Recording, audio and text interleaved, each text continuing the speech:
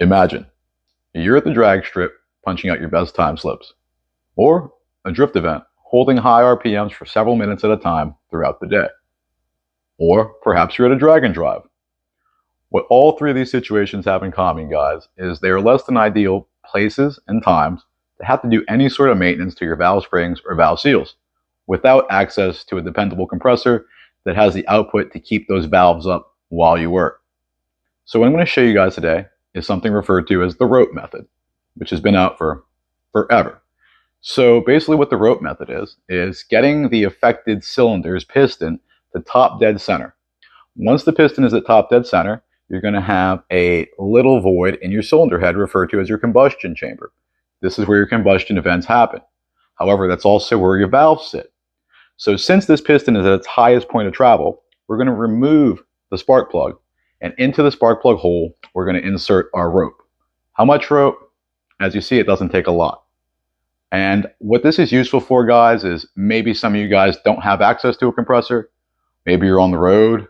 Or maybe you're one of the new guys that are wondering, how can I swap to newer valve springs without removing cylinder heads from my junkyard LS build and forego the cost of head gaskets, copper spray, and new head bolts? Well, I think this is going to be something that's going to help you guys out. So let's get into it.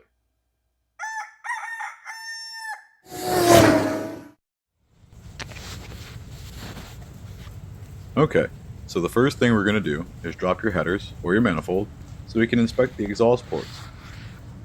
Now, what you're looking for while inspecting is oil moisture in your exhaust port.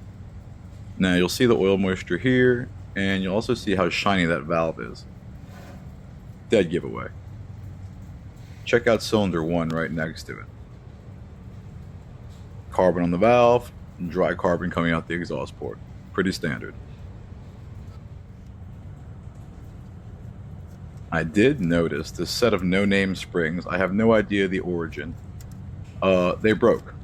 This car just has some runtime. Though the heads are a little dirty, it only has runtime, and you see these have failed. So I'm going to replace these. I checked the passenger side as well, and what do you know? A spring broke over here too. So this whole set has to come off. I'm going to pull a set of BTR 660s off the shelf and throw those puppies on here. I was able to recover all the parts from the springs that were broken, thankfully, and I guess we're just going to move forward. So here are some of the parts from the spring. The rest of them are over on the workbench right now, but I was able to get the parts out and kind of place them to ascertain that I got out what I believe are all the broken spring pieces. So an easy way to know when you're at top dead center is to maybe put a piece of paper, wedge it in the spark plug hole, big enough so it doesn't fall in.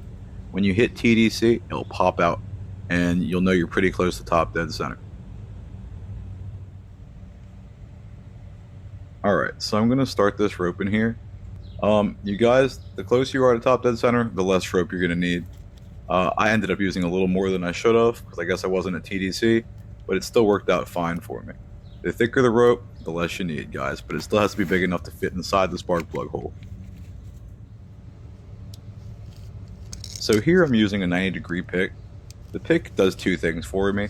Honestly, it's kind of hard to get the rope in without a tool, so the pick gives me a bite, and it also allows me to push the rope further into the cylinder.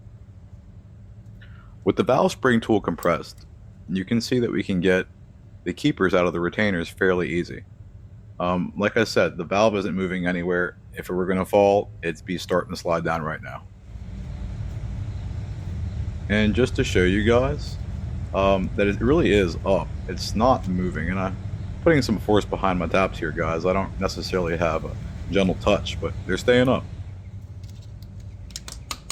Okay, next we're going to get these old seals off, but look, those guys aren't going anywhere. So reach down past your valve, making sure not to damage it, get a good grip, and just pop it off there.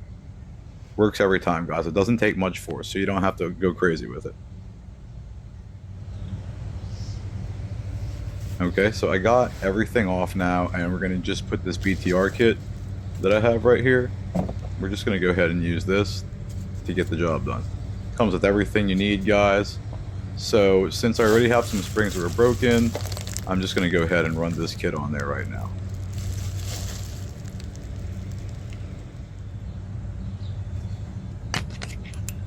Okay, so I'm starting to put on the new components. Everything's going together easily. And as you guys see, these are held up very, very reliably by this little rope method I'm using right here. I'm getting these seals on, and everything seems to be going pretty good.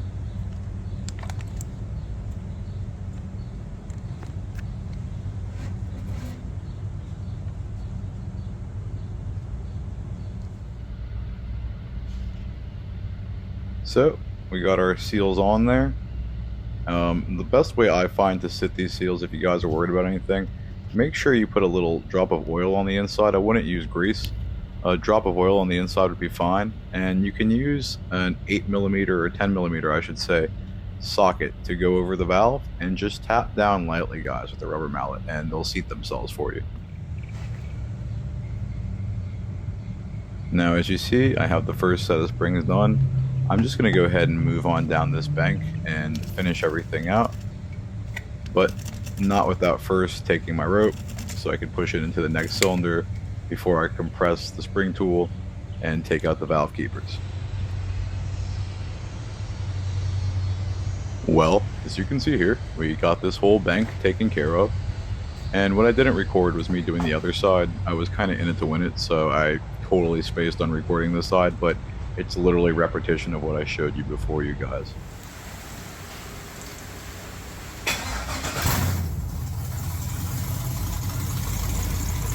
Oh, that's such a good feeling. Just to know that I was going to replace this valve seal and found these broken springs, I'm so glad that I had some on hand. Well, guys, I hope you enjoyed watching this little episode. And I hope this information is helpful, guys. I'm realizing I'm making it to 300 followers, which isn't a lot, but I do appreciate you guys watching, and I love making these videos. I'll see you in the next one.